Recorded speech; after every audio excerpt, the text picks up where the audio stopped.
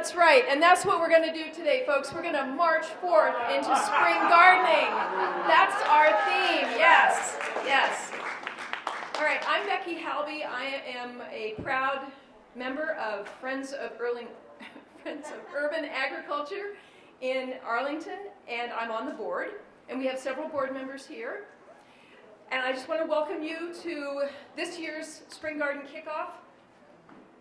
We have a few housekeeping items. We would like to keep the soil out of the auditorium. So if you are, we welcome you after the presentations to get some seedlings, get a native plant, and then take them out to your car, because we're just trying to be good guests of the library, our host who has hosted these Spring Garden Kickoffs for many years now. We have a jam-packed agenda today. We are going to have some people from Arlington County. We've got Libby Garvey here. We're hoping Stephanie Hopkins. She just walked in. What timing. Awesome. Welcome, Stephanie. Stephanie is the Arlington County Food Security Coordinator. And we have our keynote speaker, Stacey Evers. She's going to tell us about Hands-on Harvest, a program in Falls Church and beyond. And we have loads of tables. I know quite a few of you were back with the tables, and then we have some outside. And we welcome you to go back there after the presentations. We're going to close the tables during the presentations. It's just too distracting. Again, really great to see this turnout. We did have a waiting list, and I don't know that that's ever happened before. And I just wanted to learn about a little bit more about you. So who here has been to a Spring Garden Kickoff before? All right, and who are first timers to Spring Garden Kickoff? My goodness, fantastic, yes, welcome. We hope it's not your last. One of the main missions of the Spring Garden Kickoff is to talk about the plot against hunger, and that was started by AFAC in 2007, and then during the pandemic, Friends of Urban Agriculture took it on, and it's a program, it's a campaign to get food, fresh-grown produce, to our food insecure neighbors. And here in Arlington County, I thought, Libby, the latest estimate, or Stephanie, the latest estimate I've heard was 1 in 7 county residents are food insecure. 16,000, thank you. All right. And produce is a really expensive ticket item on people's grocery lists. So the more we can do, we grow it basically for free. I mean, no, it's not really free, but we grow it through the kindness of our hearts, and we donate it through the kindness of our hearts, and they really appreciate it. All right. So, little audience participation. When I raise my hand, you've already done this with me, so we're going to say March 4th when I pump my hand. All right. One of the purposes as we start our Spring Garden Kickoff, we are going to get educated about food insecurity right here in Arlington County and march forth towards solutions, right? We're going to learn some gardening techniques. We've got a physical therapist and an occupational therapist. We've got some winter sowing techniques. We're going to learn new gardening techniques so we can march forth to our best harvest ever, right? And we're going to learn how native plants are a great addition, not just to our landscape, but even to our vegetable gardens as they bring in pollinators, so we can march forth. Yes, we have our own resident pollinator, thank you. And we can be better stewards to our earth and its inhabitants. And speaking of David Sachs, let's all thank David. If you've seen the little soft glow of the pinkish purple lights back here, those are grow lights. For those of us that grow our seedlings, we know about grow lights, and he wanted to add a little ambiance, so thank you, David. Now let's march forth in our program and hear from the president of Arlington Friends of Urban Agriculture. Robin Broder has been a member of FOUA, as we call Friends of Urban Agriculture, FOUA. She's been a member for at least 6 years, and she is currently the executive director of Waterkeepers Chesapeake. Help me welcome Robin Broder. Okay, without Audrey, this whole thing wouldn't be happening. And the Plot Against Hunger Committee, just amazing. I'm just showing up. I'm not going to take any credit for this. We have a wonderful board of directors who do amazing work. You met Becky, Katie's over here. You met David, Audrey, Kirsten. I saw you somewhere. There you are. Pete over here. And who am I missing? I got Katie. Okay, Elizabeth wasn't able to be here, and did I get everybody? Emily, where the heck is Emily? Oh, Emily's outside. And Emily's been a powerhouse behind this as well. So just enjoy yourself, and as Becky said, we're going to march forth and get our gardens going and spread the word about how we can expand producing our food here in Arlington in very creative ways, we hope.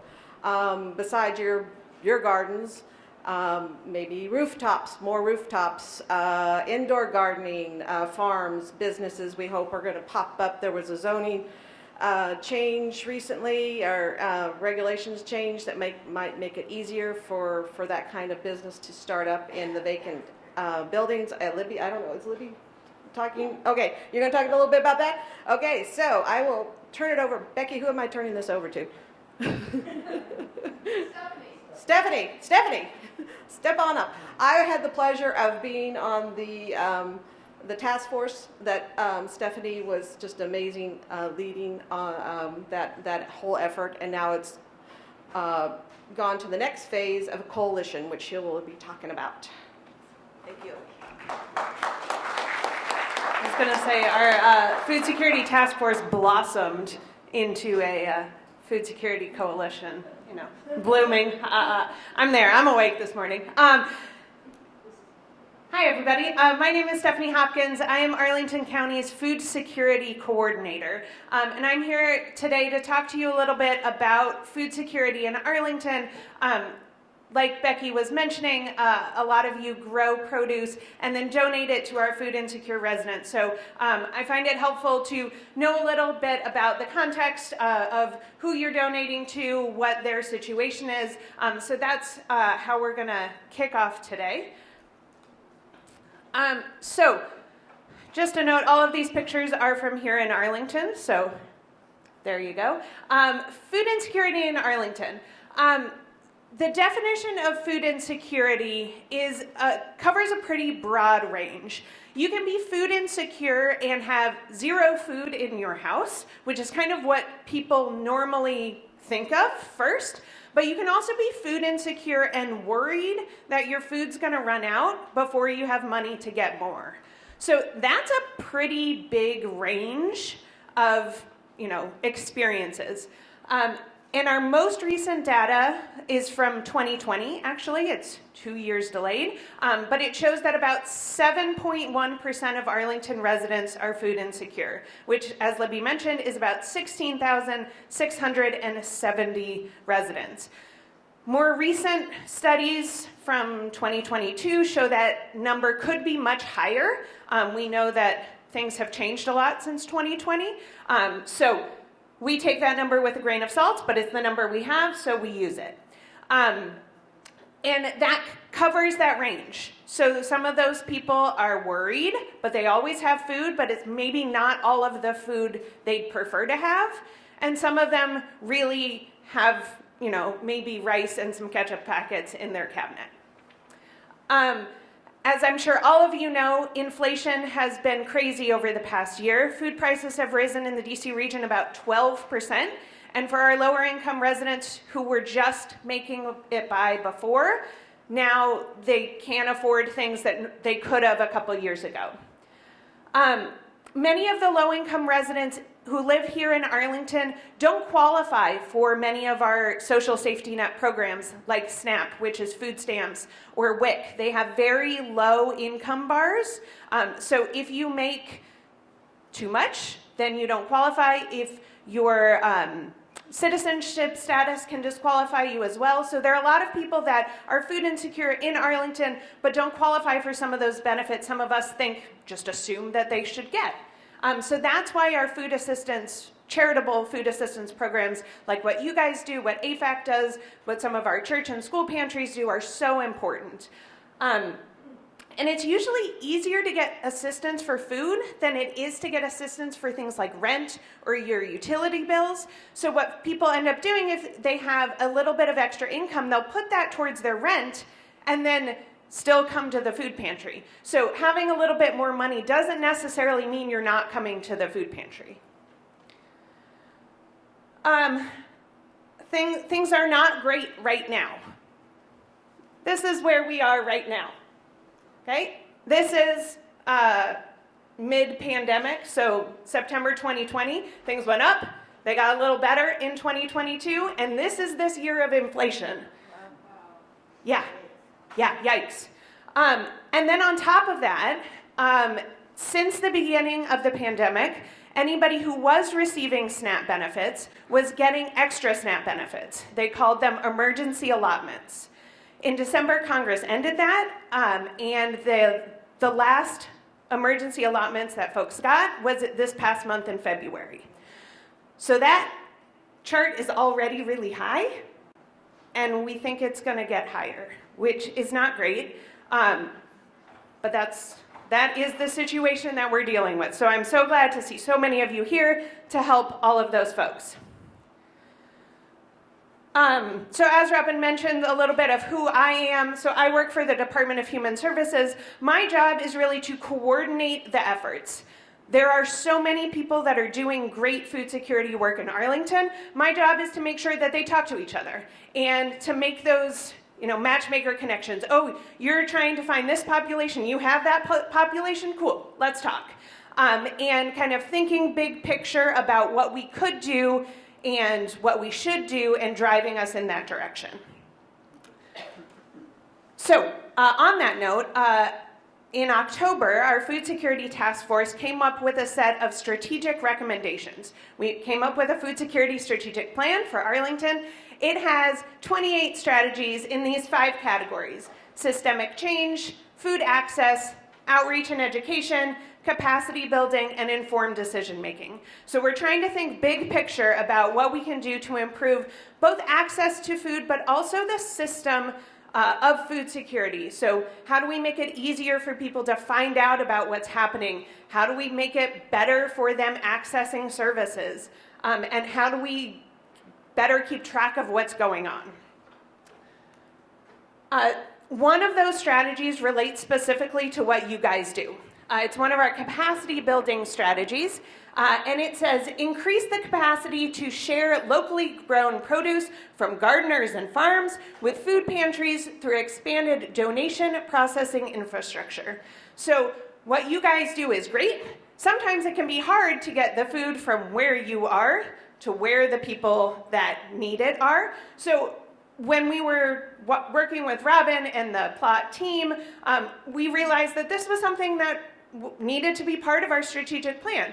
So I will be working with the FOUA team to make sure that over the next couple of years, we help them solve some of those problems. Maybe not problems, issues.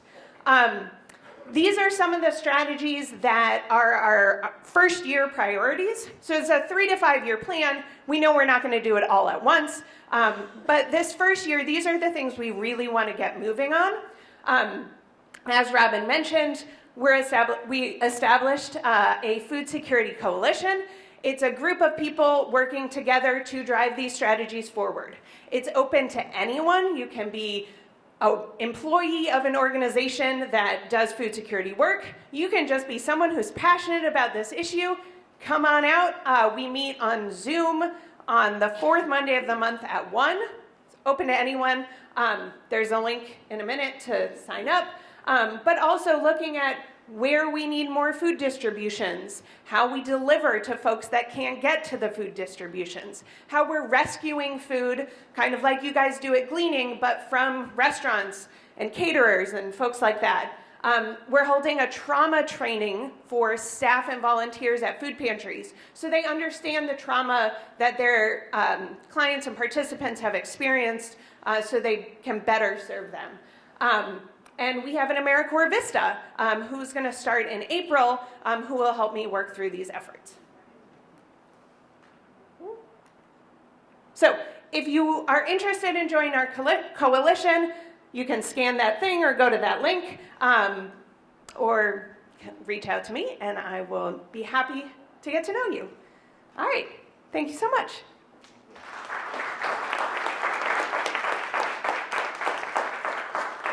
Thank you, Stephanie. And we have another dignitary from Arlington County, Libby Garvey, who's on the Arlington County Board, to share some news. Libby, please. Thank you. So it's great to see everybody here. It's nice to see how much FOUA is growing and all of that. What a pun-rich environment this particular organization is. It's great. It's great to have Stephanie here.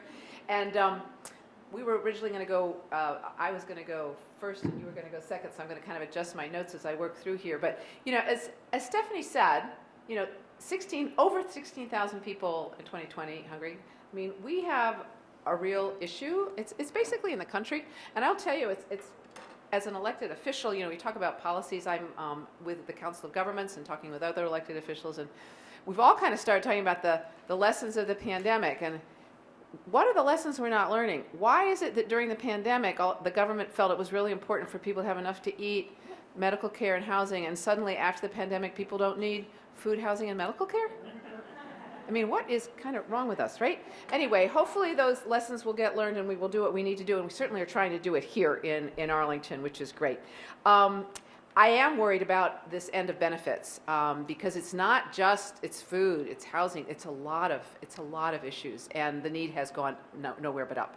So I'm expecting some bumpy times ahead as we all try to adjust to it and figure out how we're going to support the people that are here that need the support.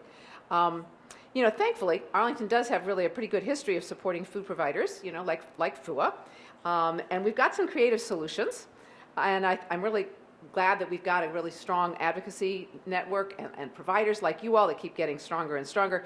But of course, the needs are increasing. I keep feeling that what we're all actually doing is playing catch up. We kind of get, and then the problem leapfrogs over again, and we have to keep moving forward. So thank you for everything you do. We had the strategic plan was released, as Stephanie mentioned, and I'm really glad that we've got Stephanie on board now. Stephanie, how long have you been with us? Is it a year? 2 years? Time flies when you're having fun. Yeah, thank you. It's great. And Arlington has been a bit of a leader in the urban food movement. Some of you remember back in, how many of you remember 2012 when the Urban Ag Task Force started? How many people? Yeah, oh, look at just a few, 2012. It wasn't that long ago, and it was just kind of a start, a concept, and here we are today. So it's really great to see how things have moved forward. I tell the same story pretty much every time I come to the spring and the fall most years, both of them, but there are new people here. So I just want to recount this story a little bit. You know, I'm active in the Council of Governments. We all are board members, are members of different commissions, and I'm on the Chess Bay Commission that looks at the water quality that we've got. And that group, when we were at COG a few years ago, said, you know, we need to re-up our agriculture plan for the region. Who wants to? Does anybody here want to do that? We think Chess Bay is the best place for it. Anybody want to help? And I sat there thinking, agriculture? Arlington, agriculture, Arlington. It just kind of didn't. And then I started thinking, oh, and this was actually previous. I mean, there's every few years there are all these horrible articles. Well, at that point, California was once again on fire, and Florida's gone underwater, and most of our fruits and vegetables come from California and Florida. How are we going to eat? And it's something that I think we all do need to worry about. And then, of course, we've gotten, since then, food chain and whatever. I think for our own security, so it's great that we're helping the people who are the most vulnerable among us. We absolutely have to do that. But at some point, everybody may be depending on the food that we can produce here, or at least depending on it to fill in gaps, because I don't think we can depend on food chains. I don't think we depend on California or Florida. Not in the long run at any rate. So it's great that we're doing this. And so I volunteered, so I've been on the farm. It's now called Farm, and I've been with this group since its inception, and actually seen FOUA since its inception, which is kind of a cool thing. Makes me feel very grandmotherly. So let's see. I want to just look at my notes here real quick, whatever I want to say. You know, as Stephanie pointed out, I mean, the FOUA donations are incredible for helping out the people that we have here that need good fresh fruits and vegetables and can't afford it. And I think more and more it will help us in Arlington figure out ways how to support people to stay here, all different levels of the economic ladder. I think, as you all know, we're struggling with housing, and that is a hard one. And for most people who are struggling to make it by here, their three biggest costs are housing, transportation, and childcare. Childcare is another thing we need to do. But I think more and more it's getting to be food, and the more we can do with food, the more there's money left over for folks to handle the other things that we need to be handling to survive. Code changes. I said I promised I would talk about that. So we approved back in November some code changes for, we have something called the form-based code that is just along Columbia Pike, and it's pretty, well, zoning, you know, it tends to be fairly restrictive. It's very kind of definite about what you can and can't do. And we realized we needed to open that up. And actually I said, in part because of my work with this group, I think, hey, what about indoor agriculture and farms? Can we do that? And that got written in specifically. It's in there in the form-based code for Columbia Pike. And then this January, just a couple months ago, we went for the whole code in zoning code in Arlington to allow, they call it ground floor retail, whatever. That's, you know, on the ground floor we have shops. It could be farming. So we've done that, which is really great. And I've had the pleasure of touring Fresh Impact Farms. How many of you have been there? Not that many. It's pretty cool. I went with Stephanie, right? It was a great tour. It was fascinating. Really interesting people running it. One of the things I learned is that growing indoor is harder than you think, and so we may not see it. We may not see it growing as fast as we would like in Arlington, because I think it's a field that's just starting, and I think it may take a while for those who are trying to make money out of this and make it a real farm where they can really do well and make a profit. That may take a little while longer than we think. So it's not. We're trying to take all the barriers out for zoning and things, but there are some other barriers there. There is another farm which I have not yet gone to, and it is called Area 2 Farms. Thank you. Yes. I'm going to tour that one. Apparently, they have a totally different model, which is really interesting. So I'm going to see what their model is for how they do it. Let's see. And then I've got here, which I think you're probably aware of. I mean, it's incredible. We've got Adopt a Park. We've got growing gardens in parks. We've got gardens in our schools. I helped get one of the very first school gardens started back in 1992 in Abingdon Elementary School, which has had some times where it was doing really well because the teachers were into it, and then it kind of faded away because people moved on, and then now it's having a rebirth as gardens are wont to do, and that school is doing really well, and a lot of our schools now have gardens, which is great. Yes, so all of our kids, yes. And I think I'll talk a little bit about the farm committee, because I was realizing, listening to when Stephanie was describing what she does here, pulling everybody together and connecting them in Arlington, that's kind of what the Council of Governments Farm Committee is trying to do for the region, like all around the region, and bring efforts together. And one of the things we did just recently is apply for a grant to, I'm not going to get the name right unless I read it, and it's funded by FEMA. Isn't that interesting? The Emergency Management Agency, the federal emergency management. They have funded a regional food and water resilience project, and we have put in an application to become a regional food business center, and get a grant to do that. And so that's part of what Farms do. It's working with other organizations. But so all around, I guess it's the nature of growing what we do. They just sprouts up everywhere, but you got to kind of organize it. So we're trying to do it in Arlington, and then we're trying to do it as a region. It's quite exciting to be involved in. Again, as I said, I've kind of really had the privilege of being in at the beginning of all of these efforts.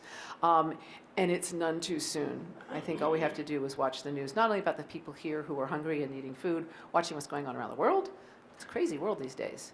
And I think the more that we can become resilient and self-sufficient, more or less here, the better it is, to say nothing of building community and being really healthy to be outside and enjoy nature. So, and take care of the bees and the pollinators. Yes. All right. Thank you so much for everything you do. It's a pleasure to be here. I am going to run out. I apologize, but I'll be back again for your fall event too, I think. Thank you so much. I expect to see you in gardens all around.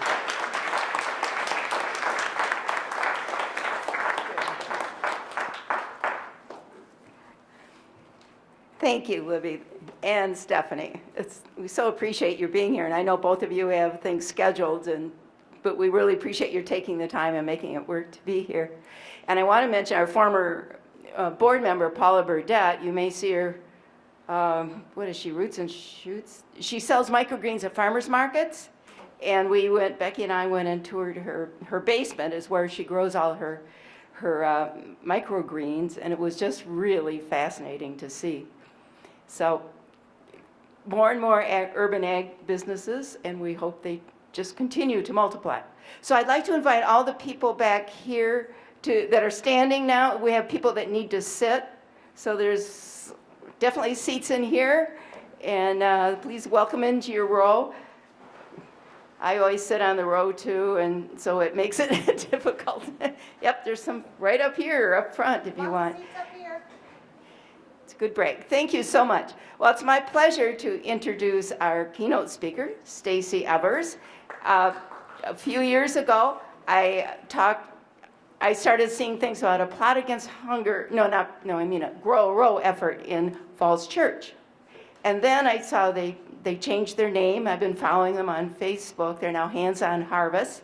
It's amazing what they're doing. They're a sister organization to our plot against hunger, and they are really, really an energetic bunch. So it's not wonderful that they're our neighbor also. So Stacey, come on up. Oh, right there. Okay. Here's yours. Haha. So, all right, let me make sure I got everything going. All right, can you all hear me okay? Super. A little closer, okay. Thank you for coming out this morning and sitting in to learn about Hands on Harvest. Hands on Harvest twin missions are to boost access to fresh food and to reduce food waste. And I will get to that in a few minutes. But first, this thing is kind of slow. There you go, but I got it. But first I want to say that this is one of my favorite spring garden events. This is a smorgasbord of garden learning served to a collective of kindred spirits. All of us in this room love the feel and smell of soil. We all love being outside in fresh air, harvesting tender leafy greens, pruning overambitious tomato suckers, and sending squash bugs to meet their maker, right? So I want to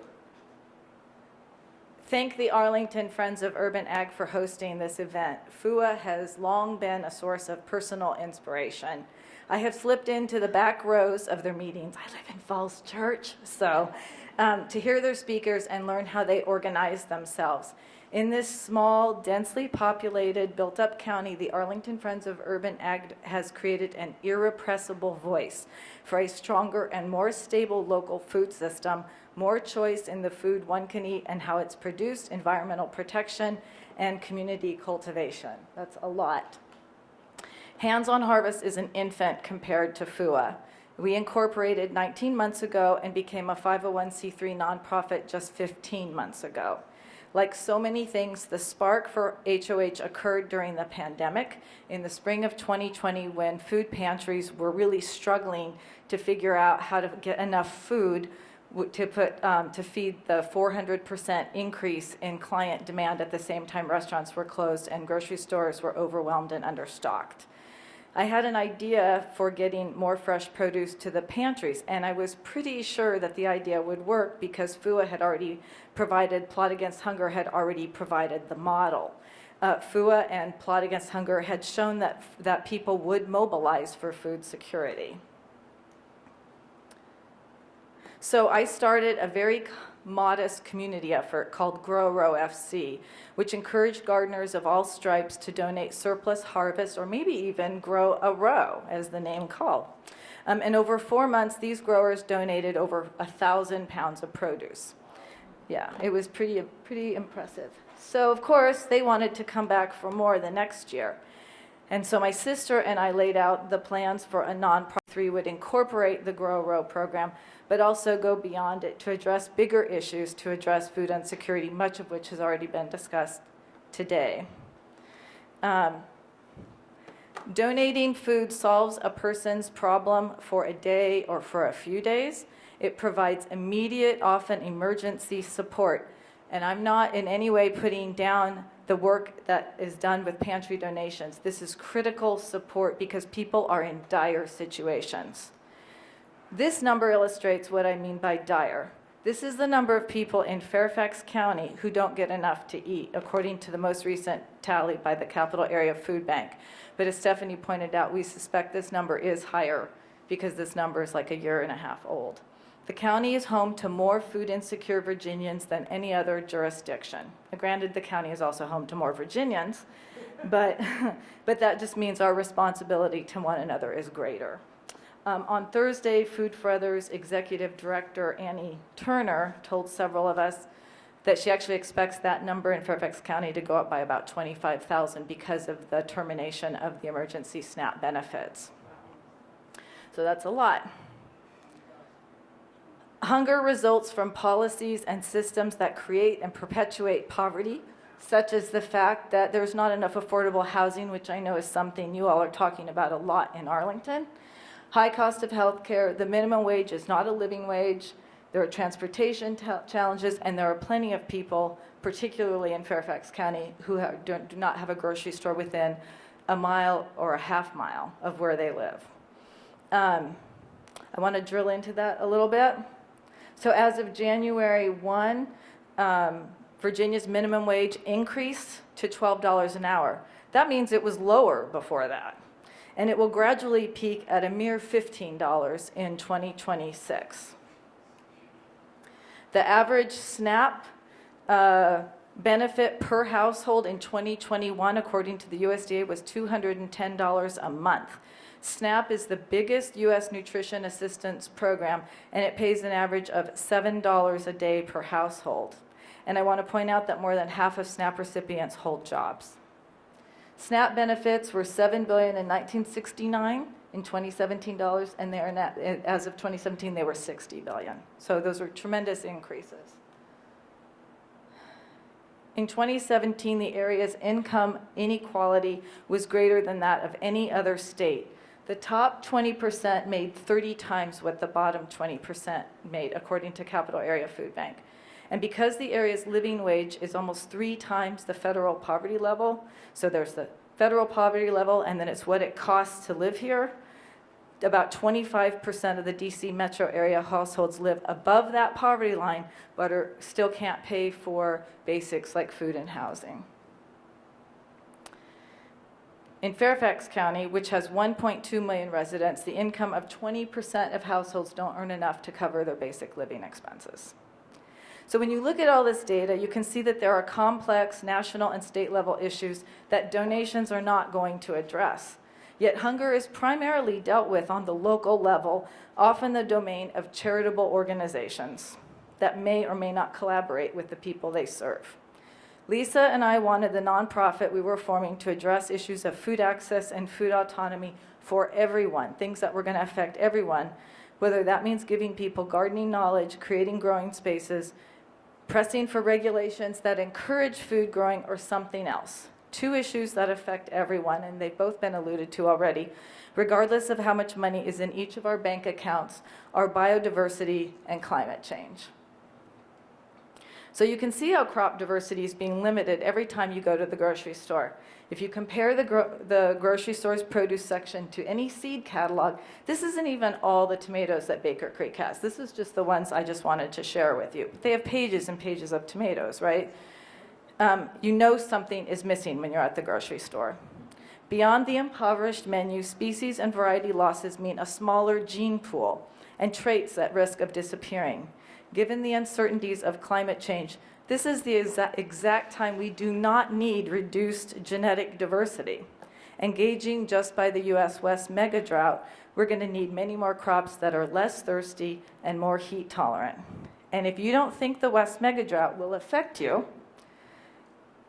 consider that according to the USDA, California alone is responsible for 69% of total U.S. fruit and vegetable production. It is critical that we protect the biodiversity of our food crops and that Northern Virginia jurisdictions enact policies and financial incentives that encourage commercial urban ag operations. So when Lisa and I were formulating the initiatives that would make up Hands-on Harvest, We determined that sustainability, meaning organizational, programmatic, and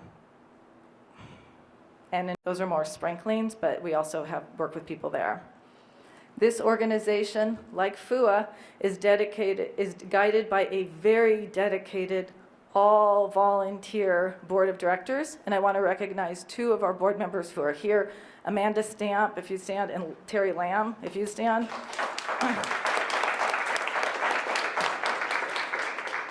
We would love to talk with you this morning, so please come find us. And now I'm going to give you a little bit about our actual programs. So right now, the bulk of our volunteers are in Grow Row. We give our growers seeds, seedlings, mentorship.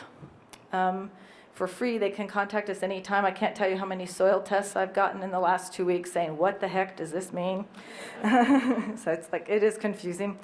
Seed starters produce seedlings for our Grow Row and community gardeners. Mentors advise new growers, and couriers deliver from Potomac Vegetable Farms and Meridian High School to the pantry of their choice.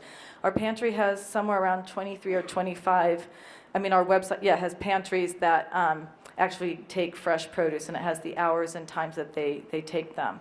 If you're interested in volunteering with us, you can contact us through our website or email me directly or approach any of us here today. Chances are good if you live in Arlington, I'm going to send you to Becky, though.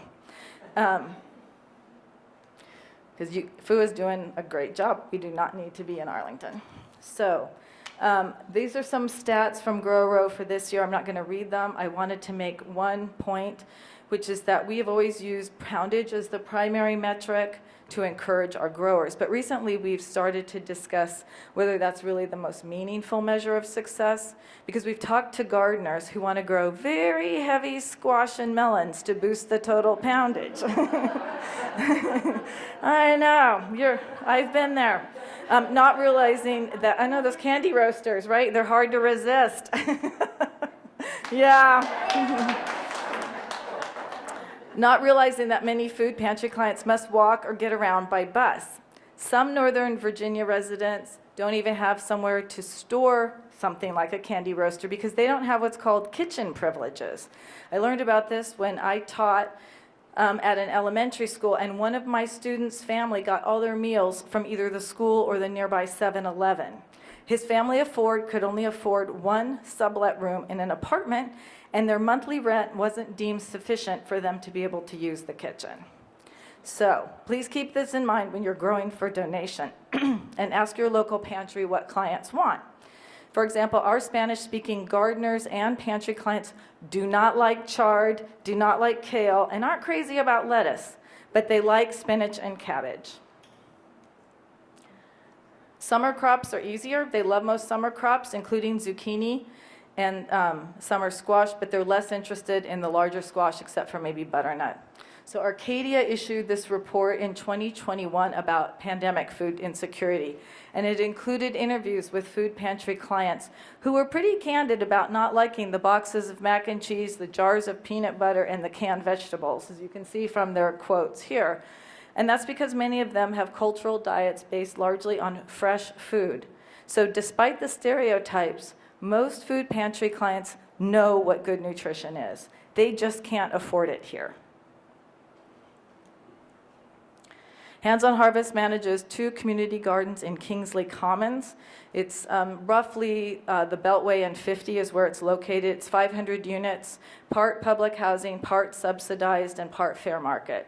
We started with 1 garden in 2021 and then built and opened the second one last June.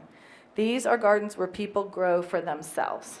And we've decided that being where people are, either where they live or where they go regularly, is really key to success. For instance, a school or community garden is convenient for families if it's across the street, but not when it's a half-mile away. Imagine a mother in the July and August heat walking with kids in tow and pushing a stroller to tend the garden. That garden is a burden to them, especially if they have to take tools, or hopefully they'll be bringing home harvest. Also critical to us is that gardeners grow what they want to eat, what they know how to prepare, what they can budget for, and what gives them comfort. It's not our job to teach them to like arugula. And in the meantime, I've been exposed to lots of new foods like the herb papalo, pipián squash, and loofah. Loofah is not just a shower scrub. It's excellent in soup, and these two girls taught me how to make it. So we also have Homegrown Harvest is a container garden program we piloted in Winchester last year, and we're going to do again this year. Basically, plants are started by an intern we have at Shenandoah University in their greenhouse, and they grow, and start the plants, and then when they're ready to be transplanted, they go to the students at Powhatan School, who then transplant them into these grow bags. The grow bags go into an IKEA bag that has tools, gloves, and garden books, and then Winchester Public School has identified families for them to go to. So we're hoping to do that again. Our newest initiative started in January is the FarmBot. The FarmBot is an open source machine that uses a Raspberry Pi and drag and drop coding to plant, weed, water, harvest, and monitor soil conditions. The makers of the FarmBot created it because they said they want anyone to be able to have control over how their food is being produced. So we have 2 FarmBots. One went to Falls Church High School and one to Annandale, and we're working closely with them. And we're also supporting Meridian High School and Falls Church, which already had a machine. Our goals are to tie technology and ag to encourage a different group of kids to learn how to grow food, and to give kids who are in tech an opportunity to learn real-world skills, such as how to introduce modifications, like please make it stop watering directly on top of the plant, make it plant water the soil next to the plant. And we're hoping they can solve that, and also make it solar. We're also partnering with Rosie Riveters. Their Rosie Innovators group of high school girls is working now on figuring out an affordable operational security solutions that would allow us to use the FarmBot in a community garden setting. Wish them luck. So as for what's on the horizon, we're exploring more community garden opportunities. We want our community gardeners to become managers of their gardens and to become leaders in our organization. And as our credibility grows, we plan to use our voice to encourage equitable policies that address the complex issues that we've been talking about so far this morning. Like FOUA, the heart of what Hands on Harvest strives to create is community. We bring together partners who may not have worked together before and individuals who might not have crossed paths. All of this is in the quest for a more resilient, equitable, and healthy local food system. So, what ultimately do we want our food systems to do? What outcomes are we seeking? So in this book, Building Community Food Webs, longtime ag reporter and food systems analyst Ken Meter advocates for food systems to build 4 key strengths. The first is health. Nutritious food produced using practices that are healthy to the soil, the water, and to other living things, including the farmers, the gardeners, and the little kids who grow it. Wealth. When you grow your own, there's more money in your own pocket. Also, a local food system of farmers, markets, and independent grocers keeps money local. Capacity. Building an effective food system builds the capacity of its community members to make wise choices and to take effective action on their own behalf. They learn how food is grown, how to safely prepare and store it. They learn how to fend for themselves while looking out for each other. An effective food system also builds the capacity of its commercial operators, supporting those who want to grow food for the community on a larger scale. And finally, of course, connection. That's our fabulous extension agent, by the way. And you can see Kirsten will especially love the part that she's got 2 phones going there. That's very Adria. Connection. Nothing connects people like food. Food connects us to our ancestors, our culture, and to one another. At one of our harvest parties last fall, this gardener got a round of applause when she came down her back stairs with this steaming stacked platter of Cheetos. And everyone raved about these elegant Vietnamese jellies. In fact, no one wanted to cut into them. One gardener said, "Who wants to be the first to cut the art?" He was very panicked, you know. So, but we sat around and we talked and shared stories and learned about each other. We connected. And studies have shown that communities that are connected are the most agile and quick to respond in a crisis, which of course we know now. So this is an ambitious agenda, but I think it's spot on, and we're already working toward this. Now, I'll grant you, Hands on Harvest, we're still really small, and like I said, we're still all volunteer. And relatively speaking, the Arlington Friends of Urban Ag is also small. And you all might be out there thinking, look, lady, surplus produce and community gardens can only get you so far. But they can get you so far. In 1944, Victory Gardens provided 40% of U.S. food. And sure, there are now more people and there's less open land. But now we have farm bots and green roofs and vertical farms and aquaponics. My son's high school has a 4th floor vivarium set up with hydroponic systems that in January provided our Grow Row program its first donation of the year, 8 pounds of greens. It filled an entire trash bag, and they have another harvest coming in 3 weeks. Ken Meter says that the pandemic illustrated, quote, the limitations of a society built on an individual notion of success, unquote. And I would add that some responses to the pandemic showed the opposite, people who bonded and worked together to respond to urgent needs. So if you are here, you clearly want to be more than a lone gardener toiling in your individual plot or your backyard. You are here to be part of a community, to be a member of this collective of kindred spirits. I hope that you all learn a lot today and make many connections, and then take all that you've gleaned into your gardens and into your community. In the words of horticulturist and author Brie Arthur, we gardeners have knowledge that can improve our communities exponentially. I wish you all a very successful growing season. Thank you for listening, and I'm happy to answer any questions.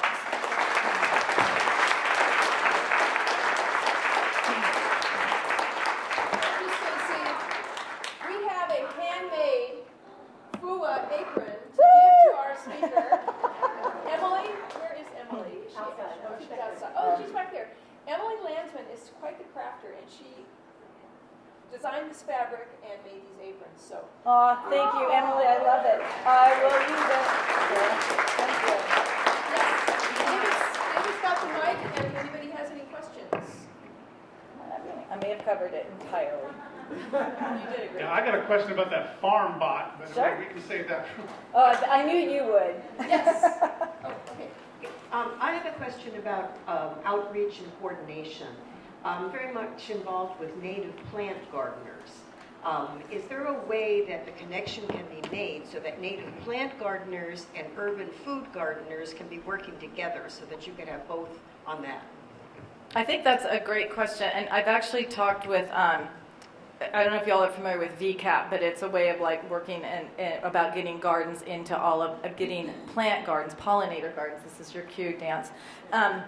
To get pollinator gardens, if I could just get her at all our gardens, that'd be even better. To get pollinator gardens with every single one of our community gardens. We had an Eagle Scout project last year where the new garden that opened in June, he built a pollinator garden for it. I understood over the winter it may have turned into a soccer goal, however, so we're going to have to. But yeah, and I'd be happy to talk with you because I think it's really important. It's something people don't understand, and it's something we have been pressing. Terry Lamb, who's our grower director, has been pressing with our own gardeners about how important it is to have the pollinators because you want them to bring them in, and native plants are just a beautiful way, to do it. So I was thinking the opposite side, getting the native plant gardeners more interested in food and vegetables. I mean, I think that's just, getting them to do the gardening or just to, Combined. yeah. I don't know. I mean, a lot of friends that I have that are native plant gardeners are really diehard native plant gardeners, and it's also that's a little less intensive than the food production, But I mean, if there'd be a way to like pair them or have them give their guidance to the food gardeners, that might be the way to go because it's much easier to manage. When I started as an environmental educator at a school, I started with native plant gardens because I knew once they were established, I wouldn't have to worry about them over the summer. So I think it's more us going out and teaching the food gardeners maybe. But so, yeah. One more question. Sure. Hi. Hi. So, areas like Arlington and Fairfax are pretty densely populated, and not everyone has access to a yard or space where they can grow their own food. What kind of outreach are you doing for people who might live in an apartment or who might be interested in growing something on their balconies? Yeah, absolutely. So there's two things. One, I had mentioned the homegrown harvest program that we piloted out in Winchester. We would very much like to figure out how to bring that further into Northern Virginia, and a couple of issues with it is one, we're working with a greenhouse out there where we can start stuff. We'd have to like figure out where we could start more seedlings here to do that, but also it's a metrics issue of how do you measure the success of it? How do you know that people are growing and that they want them, and how can you follow up with help and that sort of thing? But it is something that we want to work on. We work really closely with the Fairfax Master Gardeners. They are like our complete partner over in our community gardens, and we work especially closely with one who works on these self-watering buckets where you take 2 5-gallon buckets.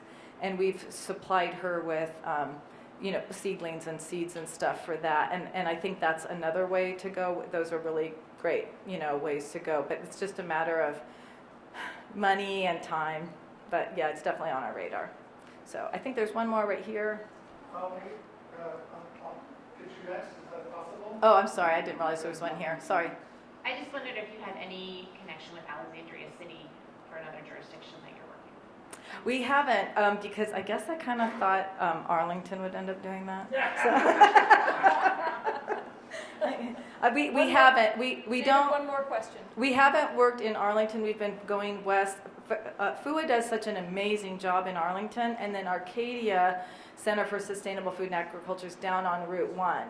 And so we haven't gone in. But you're right. I mean, I feel like Alexandria is definitely an area that I think they have like great community gardens already, and I think it's an area that an effort could definitely would be welcome. I just don't know who's going to do it. So, yeah.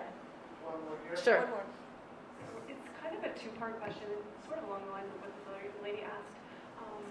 Number one, do you know, because if you're in the neighboring Fairfax County, there's definitely a waiting list to get a spot in a community garden plot, and I'm told it's like at least a year and a half. Is there anything in the works to try to increase the number of community garden plots? And the second part of the question, do you have any advice for people who, I live in a condo, there's a large green open space, and every year I petition my HOA to allow a community garden in it, and every year they say no. Do you have any advice to people to try to convince HOAs to allow gardens? Yes, actually, a couple of things. One is, yes, we're aware that Fairfax County Park Authority only owns 9 community gardens, and they have like 712 plots or something, and that they are opening 2 new gardens this summer, largely because of the work of the Food Council's Urban Ag Work Group, which made a map and showed them the neighborhoods that those gardens were in, which are mostly middle and upper middle class neighborhoods. So they are opening their first that's supposed to serve people who actually do struggle to eat. But it's a matter of for the number of community gardens, it's a matter of the county has their process, which I'm sure you know as a Fairfax resident. But your second question went directly to what I was going to say, which is I would really encourage people to try to start their own community gardens on land, and that you're trying to do that. I work part-time for the Northern Virginia Soil and Water Conservation District, and we have been working on that effort a lot to try to figure out how to encourage people to do more community gardens on their own. And we have a guide to how to start a community garden. And so if you meet with me afterwards, I'd be happy to talk to you about, maybe we can come up with a plan for how to talk to your homeowners association, because really even though they're very densely crowded counties, we all know that there are pockets of land everywhere, and that you don't even have to have land. There's other ways to grow food. And so it's just a matter of getting either education or resources, materials to people who need it. And so that is part of what we're trying to do, and so I'd be happy to talk to you about that. So anyway, thank you very much for your time.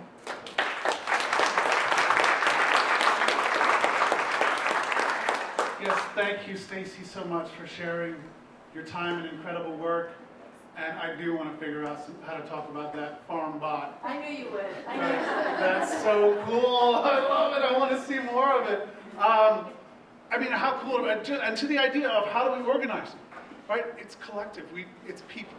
It's coming together as people, realizing that we're not individuals, and that we have the capacity, sure, as individuals to create change, but we're stronger when we come together. And just like what we found in this room today, that we're all here together, there's a sense, there's energy, there's a vibe, right? We're here together for a purpose. And I love that that was part of Stacey's presentation as well, that we're here for a reason, and you know why you're here, and that's important. And as we move from talking about healthy community, let's transition maybe down to talk about healthy people, right? And then from there we'll talk about healthy soil.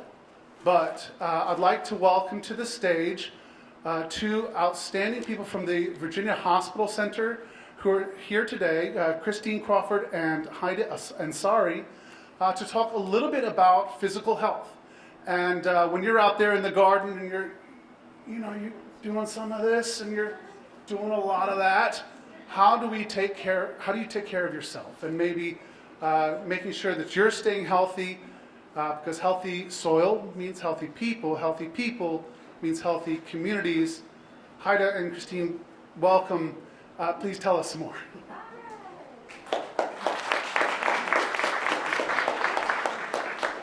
Thank you for having us this morning. This has been really inspirational. I've been taking notes on my scratch paper in my purse and wished I had brought more paper to take notes. So my name is Christine Crawford. I am an occupational therapist at Virginia Hospital Center. So basically that means my focus is trying to help people stay engaged in their occupations. And gardening is a very therapeutic and meaningful occupation that we want to prevent injury and keep everyone participating. Good morning, everyone. I'm Haideh. I am a physical therapist, and I don't need to tell you what physical therapist does. You all know it. So to have a healthy body, healthy gardeners, we are here to just talk about some of the ways you can improve your function. And very basic ways is stretching before and after. That's a really easy fix.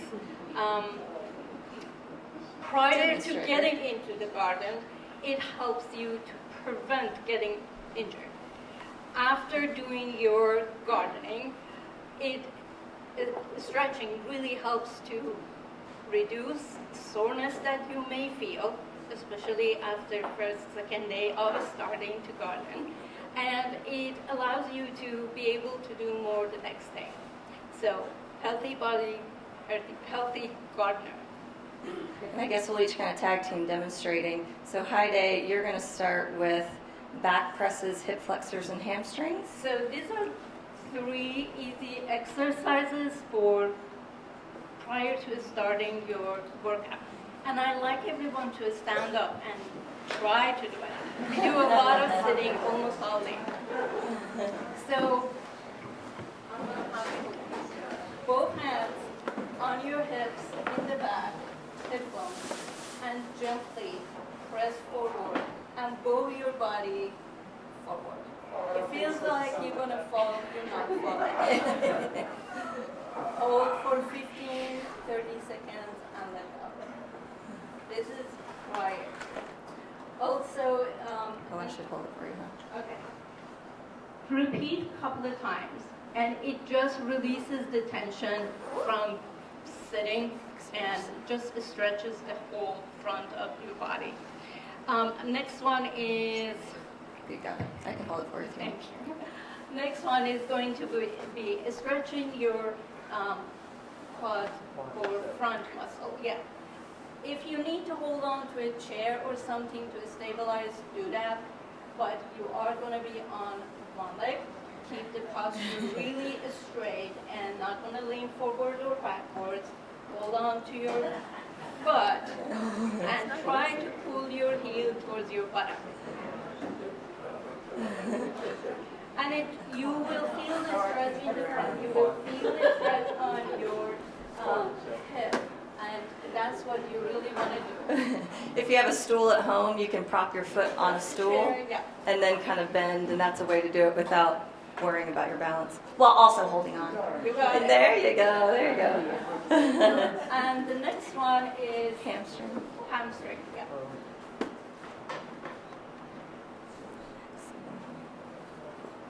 I really like the chair. So doing the same leg, stand, then you just want to gently lean forward and in. Are you that back leg foot? Is it a certain angle? It's supposed to be straight. Straight? Yeah. Toe forward, aligning with your knee. Then you're leaning in and dipping your hip in. So it's not your back, dipping your hip in. Look at all these limber people. I love it. Yeah. Feel the stretch in the hamstring, also on your opposite leg, on the calf. That's a good combo one. All right. Then on my end of things, excellent, Haideh. Chest openers, neck stretches, and wrist. So many of us, whether you're sitting at a computer or gardening, we tend to become really rounded. So anything you can do to open up the chest, reaching behind you, your chest, 3 different positions of holding in a doorway or just grabbing behind your back. Excellent. And then with neck, you also want to do 3 positions. So you can bring your ear towards your neck and pull gently down. Then you can tilt your nose towards your armpit, and you should feel a slight difference in where you feel the pull in your neck. And then keeping that same tilt, now you're going to rotate your nose towards the ceiling. And I tell my patients, if you were to think of the muscles in your neck as like a rope, each position that you're pulling is kind of pulling a different section of that rope and all those muscles that go up from the tops of your shoulders into your neck. Because we tend to hunch over and position ourselves differently as we're looking and doing things. And then, of course, your basic wrist. I have a number of patients with arthritis, and so making sure they keep good fluidity in their joints is really important. So even rotations or gentle press each direction prior to beginning. And if you do have any specific questions on arthritis, I'm happy to help address them or talk about some tools that might help mitigate pain in the hands so that you can keep going. And then the final one is posture. So as far as posture, we want to use our hinge joints, your ankle, your knee, your hip. You really do not want to use your back for any of the posturing, right? Know this. Right, so you want to pick up a mulch, so you would need to go down and lift, keep very close to your body and bring it up. So you need to wear clothes that are going to get there then probably dark, so don't be afraid. It has to be close to body. Very nice. We should have gardening aerobics. I think this is fabulous. That's exactly. Love it. Same thing with pushing and pulling. If you're pushing a wheelbarrow or just keep the arms close to your body. So moving with the wheelbarrow, it's moving, but you are also not stretching your body forward. That will be straining your back, not really giving you as much power. So you use your legs, your arm, your shoulder, while it's stabilized, using your belly, using your upper back. So same thing with raking. You really want to go arm length pulling, not moving your body forward, because this is not the part needs to be strained. You will be using your hinge joints. Any questions? I think using your core is key. A lot of us don't realize how important it is to keep our core strong. And one of the number one reasons that we strain our back is because we're not using our core. So I tell people, I want you to think about, I know this may or may not be a good example, but it seems to work every time. You're not sucking in, you're bracing. So if someone was about to punch you in your gut, what is it that you do? You brace your stomach, you contract those muscles. And anytime you're bending, twisting, lifting, or if you're bending over, picking strawberries, your stomach should be engaged all the time, because that's helping to take 50% of the strain off of your back. So, yes, ma'am. A quick way to adjust it? For me personally, I think it's core activation is the first one, and then what's the other? So you have two main stabilizers. Belly, you pull it in, as she mentioned. And for your shoulder is pinching your shoulder blades back and down towards your buttock. So we never do that. We are on that posture all day long. So bring it down, pinch in, and that is a good way to start. As initially, you have to think about it. Every time you want to lift, push, pull, you will do that. Thinking, then it becomes automatic. You don't think about it. You just grab, and before you do that, you already braced it. So is there a need for strengthening? Of course. Those are main stabilizers. These are main stabilizers. It helps to strengthen them, sure. But actively start thinking about it. It helps. Yes. What about strengthening, like, this time of year you're doing heavier things? What about, like, protecting shoulders and elbows? Absolutely, keeping them in alignment. I'm a big fan of weights all the time, honestly. I help teach a healthy aging series for the county, and we develop most of our bone density actually in our younger years. So it is so important that as we age, we are always doing resistance that's beyond just daily activity. We really need to be, which gardening is kind of a resistance. So the more musculature you have because you're doing regular exercise, the more your joints are protected. When you have muscle imbalances, you're more likely to pull a muscle. So if you have specific areas, I'm totally happy to address them. Is there anything else you would add to that? No, strengthening is a big part of staying healthy and strong. So I see that we are out of time. Okay, so, time's up. thank you so much for Thank you for having us.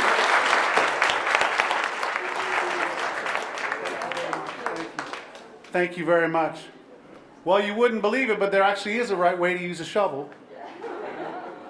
Everybody, you can come take a seat now. This is a good break. Yeah, come on back and we can have a seat.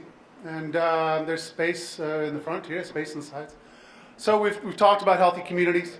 We've talked about healthy individuals. Now, we're going to talk a little bit about healthy soil and an exciting initiative that is taking place to care for our soil here in Virginia and here in Arlington.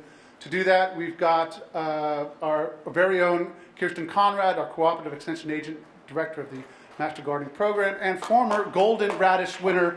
Please give her a warm welcome. Thank you, David. It's been such a pleasure to work with so many of you. I look out there, I see all these familiar faces, including Master Gardeners, Master Naturalists, FOUA members, and it's just such a pleasure to be here to support this event, as I have done so for the last 15 years. So this is from Virginia Tech, and there's a host of partners that are engaged with this effort to help promote the idea and educate about the idea of healthy soils. And there are 4 components to this campaign. Number one is keep soil covered. Keeping soil covered is a key ingredient to protecting the microorganisms that live in the soil. It makes sure that we are providing organic matter back to the soil.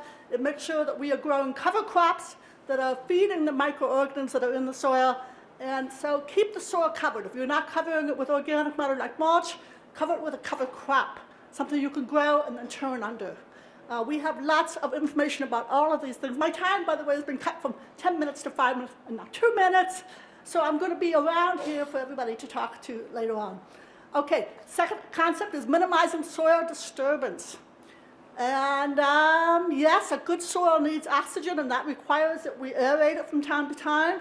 But minimizing soil disturbance, once it has been set up, is a way to keep those microorganisms happy, healthy, and thriving. So minimize soil disturbance. Now, all of you have heard of no-till farming.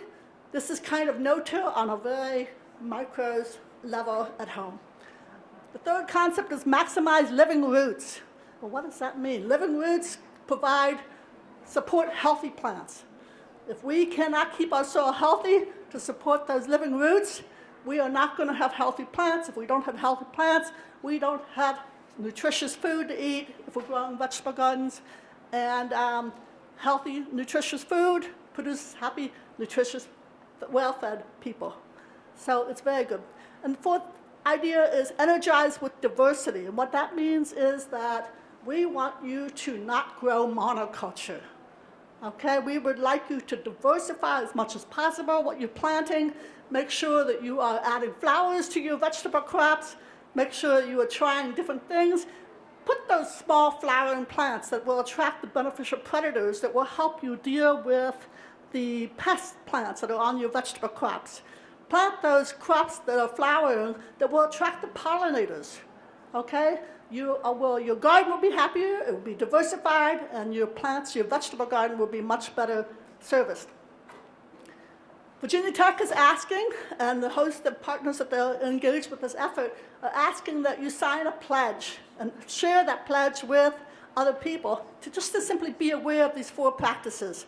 And the pledge is nothing more than, yes, I understand these concepts, I'm going to share them with others, and certainly the volunteer groups that I work with, Master Naturalists, Master Gardeners, are heavily engaged in promoting these practices, which we call best management practices.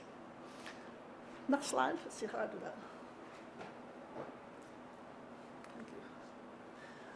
One of those best practices is making sure that you do a soil test. And back at the back of the room, at the Master Gardener table back there, we do have soil test kits for you to take home today. If you have not done this in 2 or 3 years, have a go. You might be surprised at what you find out. One of the important points that we need to carry across in all of our education, all of us, is that we live in the Chesapeake Bay watershed. If you apply fertilizer to any space, whether it's lawn, whether it's garden, or whatever, your trees, what have you, that's not needed, and the soil is unable to hold that will wash off into the Chesapeake Bay and our watershed, and it's a complete waste of money besides that. So make sure that you are using a soil test from time to time. We recommend it once every 3 years. In this example of a fertilizer test a soil test that was done for a vegetable garden, about the only thing that's wrong with this is the pH is way, way high. Okay? And if you need help, if you do a soil test, and you should get the results by email, and if you don't understand the results or you'd like to talk about what the results are, you can contact me or the help desk at the Arlington Community Center, the Master Gardener Extension Master Gardener Help Desk, and we can help you not only find your test if it's lost, but also help you understand the interpretation of the results. But in this case, the 8.8 pH of the soil is way high, and it needs to come down. So the recommendation is do not add lime. Do not add more lime, and look at the numbers for the very high for potassium and very high, medium high for potassium and very high for phosphorus. Phosphorus is the #1 pollutant of the Chesapeake Bay. If you add more, the plant can't use it. Okay, great on, let's go on. Anyway, we have soil test kits back at the back for you, and I'm being told to stop, but we have one more slide I want to talk about here, which is that we have a wealth of resources for gardeners and landscapers and all of you at the Arlington Community Center where our offices are. And here today, we have Susan and Samantha out here talking about seed starting. At the back, we have Joan talking about trees and the importance of urban tree canopy. We've got Bill and back here at the back left from the Master Naturalist, and Rosemary talking about deer control, native plants, and of course, did I get everybody? Oh, and Beth. How could I forget Beth? Beth is the president of our Master Gardener of Northern Virginia Association of Extension Master Gardeners, and she's out here doing something on winter sowing. So if you haven't learned about winter sowing, please do so. I would also want to point out Aisha Salazar, who's back here at the back. Aisha is my colleague in the Extension office. She deals with nutrition education as well as financial education and works a lot with the partnership, the Coalition for Healthy Arlington. Okay, we are all over the place. Do ask me for questions. We're on social media all over the place. The Master Gardeners of Northern Virginia website is an amazing resource for everybody, and we have public education classes every Friday, and those classes are recorded and put onto the Master Gardeners of Northern Virginia website, and you can access them for free. It's all free. So Thank you for your attention, and thank you.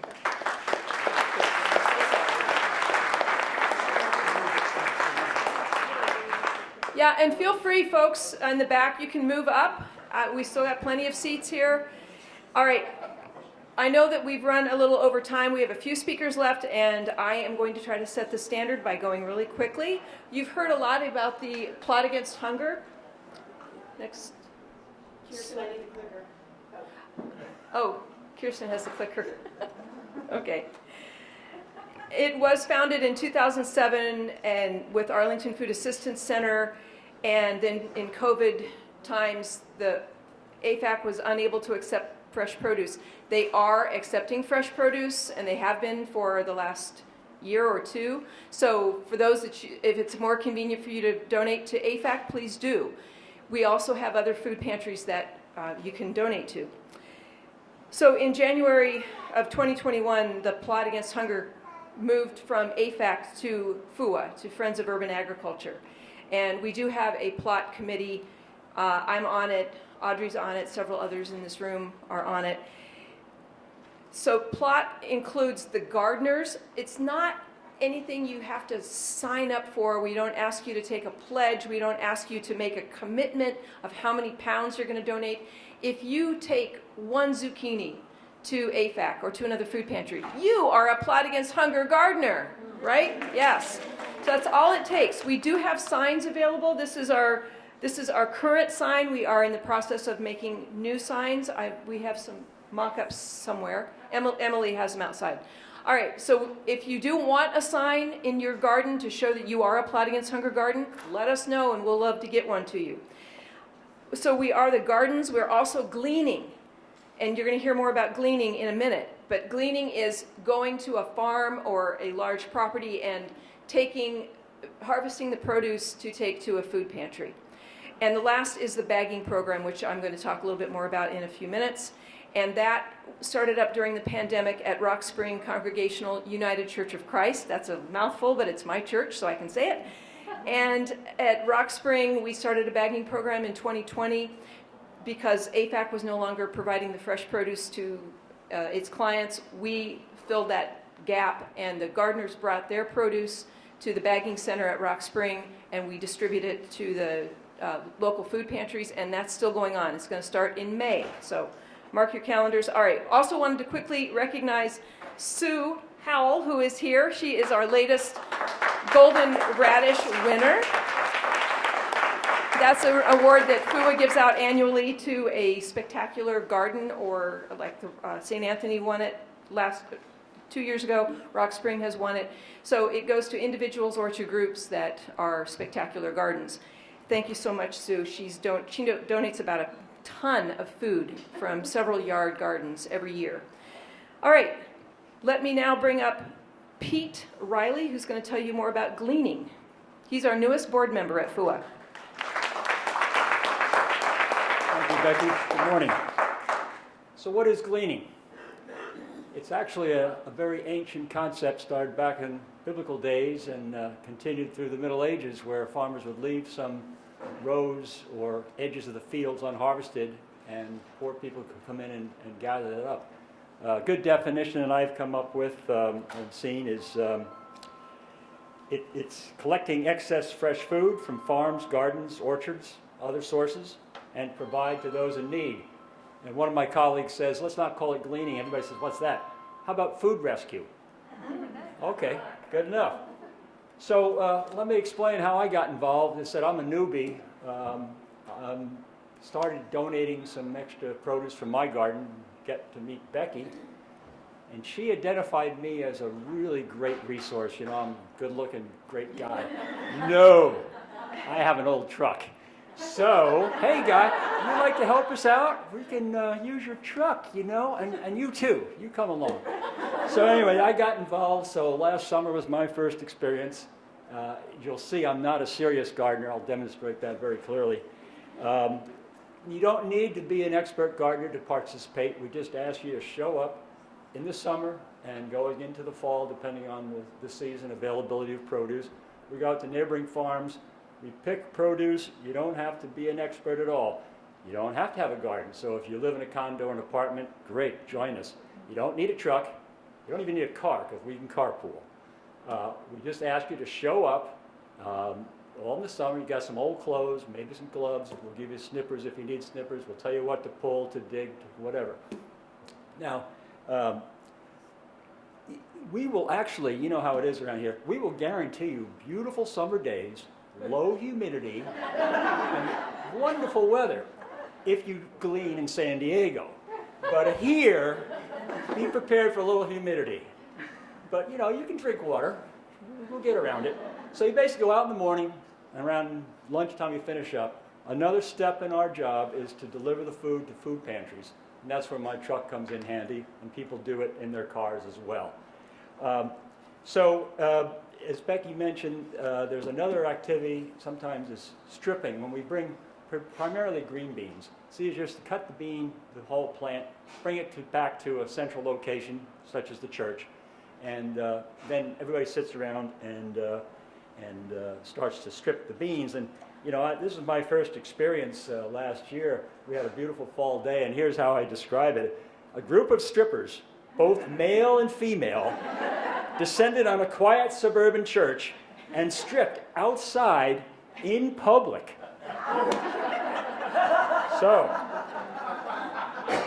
So again, we collect a variety of vegetables. It's lots of fun. If you like to be outside, it's a great activity. Here's my little wrap-up.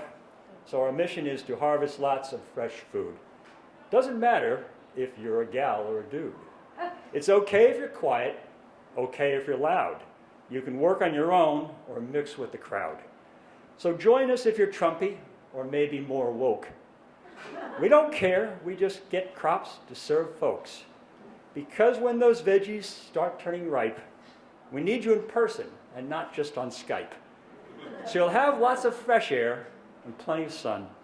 Best of all, you contribute and have lots of fun.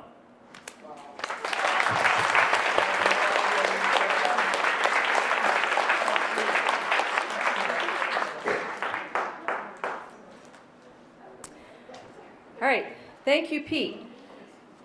Now I'm going to tell you a little bit more about the produce bagging program that started at Rock Spring Church in 2020 and is going to start up again May 15th. That's a Monday. It's going to be our first day of accepting produce, and it's going to be 1 to 3 p.m. at Rock Spring Church. It's 5010 Little Falls Road. There will be signs to direct you back to Carpenter Hall where we do this. And we need volunteers also. Pete talked to you about gleaning. If you want to be inside in air conditioning, we would love to have you help out with our bagging program. Everybody has a station. We have tables set up. You're socially distanced. We still are getting sick from different things, COVID and colds.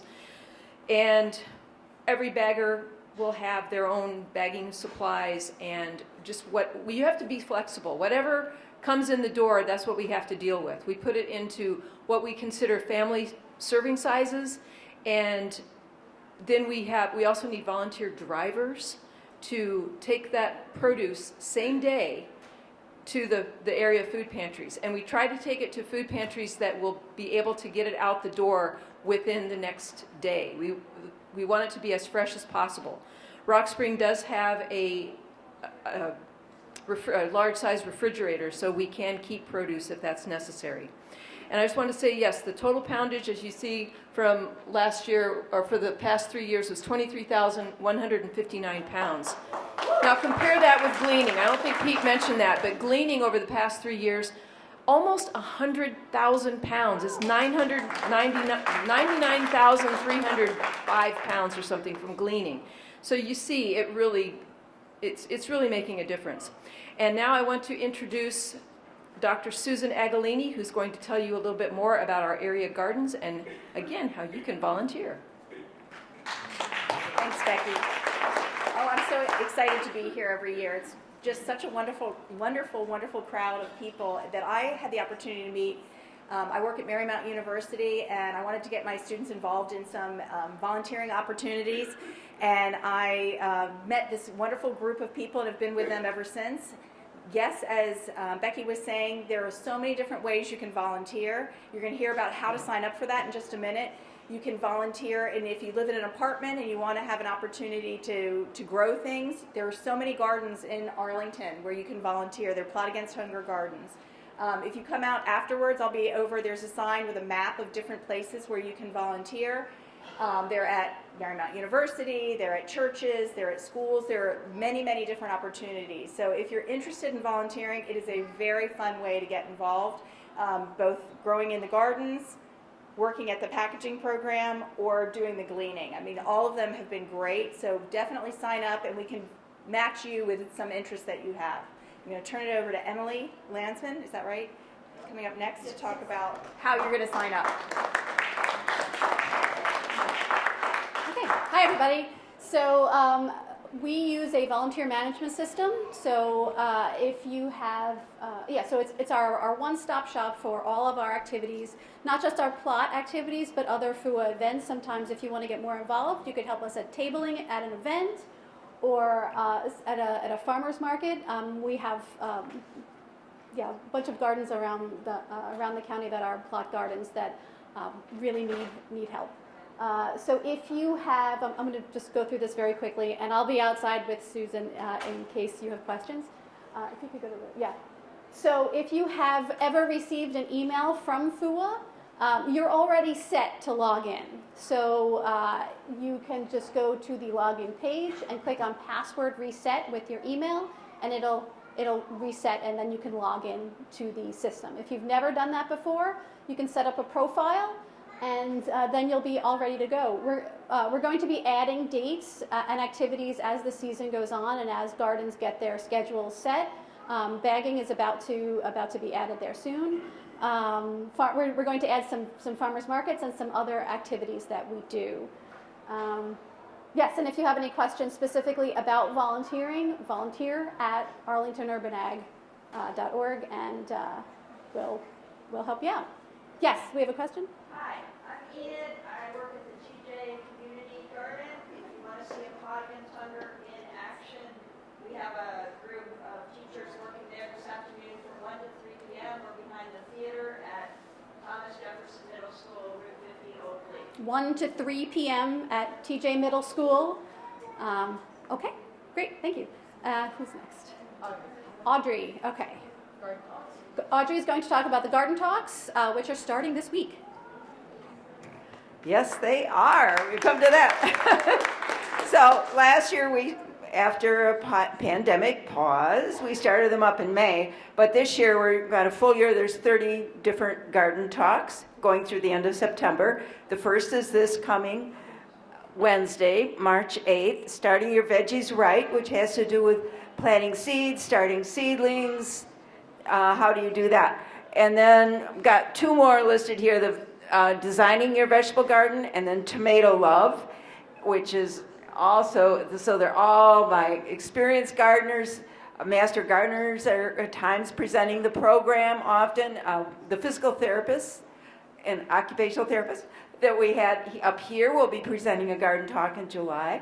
At the back at our Plot Against Hunger table center back, we do have a list of the talks into May. So there's something I want to stress. The talks starting in March and April, they will be indoors because we have to, it's too dark, it's too cold, etc. outside. Those will start at 6:45. 6:45 because the library closes at 8. At 8 o'clock, everybody must be out, and make sure your car is out or you get locked in the garage. So 6:45 to 7:45 is the talk itself. After that, it's everybody peel out and get everything out. And then starting in May, they will be outdoors on the patio by the entrance you came in off from the main parking lot. And we do plead for indoor space, and they can accommodate us if it happens to be a rainy night. But at any rate, those will be, well, always 7 to 9. Yes, it should be. They start at 7 o'clock, and usually they do run about an hour, unless, if there's people are interested, there's questions, there's more to cover. if they're outside, they can keep going on. Just don't get locked in the garage if you park in the garage.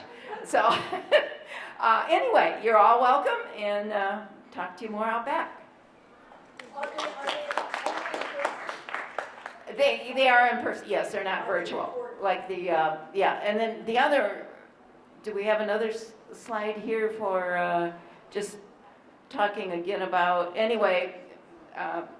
Virginia Cooperative Extension, Master Gardeners, they do have a lot of class opportunities. A lot of those are online, and then they're recorded, and you can also access them in their virtual classrooms. So we do have a lot of support for gardeners educationally as the year goes on. Thank you. Thank you, Audrey. I am the last person between you and marching forth into our tables, so I will make this quick. Yes, let's give a big hand to our sponsors. Many of you are here today. David, he said that 4 years ago, this slide would have had 4 logos on it. So FOUA is really growing. I do want to also thank Audrey again for all of her work getting this. Mila and Nenad Midlanovich. Nenad is our videographer, and Mila was one of the growers of the seedlings. The native plants all came from the garden out here. You are welcome to take one, and there's people out there to tell you more about them. Dave Smith also grew some of the vegetable seedlings. He's from St. Andrew's Episcopal Church. All right, thank you, everybody.